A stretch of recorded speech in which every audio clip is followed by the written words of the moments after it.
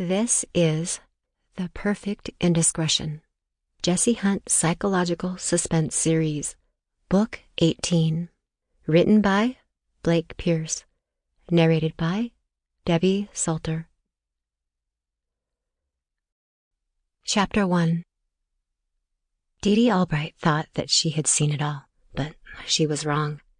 This time was different. After spending 14 years as a flight attendant, the last 6 of them working on private jets, she'd dealt with all kinds of behavior. On commercial flights, she had broken up multiple mile-high lavatory hookups, and even a few trysts in seats with just a blanket to hide what was going on underneath. On several occasions, she had to zip-tie unruly passengers for everything from assaulting a flight attendant when she ran out of vegetarian meals to trying to break into the cockpit to have a heart-to-heart with the captain. She even got an air marshal to arrest a guy who was stealing all the mini bottles of liquor directly from her service cart. On private jets, the challenges were different.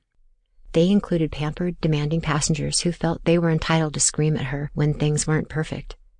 She dealt with spoiled kids who thought it might be fun to use seats as trampolines or attempt to smash cabin windows. And then there was the constant drinking and drugs.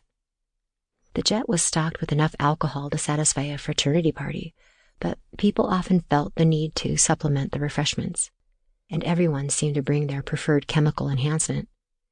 She remembered one time when a full baggie of cocaine dropped out of a guy's carry-on as he moved down the aisle, and she had to chase him down to return it. But none of that compared to the group on her current flight. The jet technically had the capacity for 19 guests, but this trip only had 7. Still, they more than made up for their limited numbers with their wildness.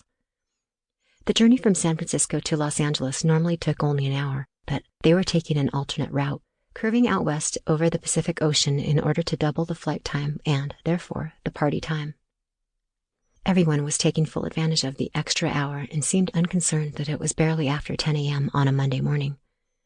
She knew this outing was part of a 50th birthday bash, but even taking that into consideration, it seemed excessive.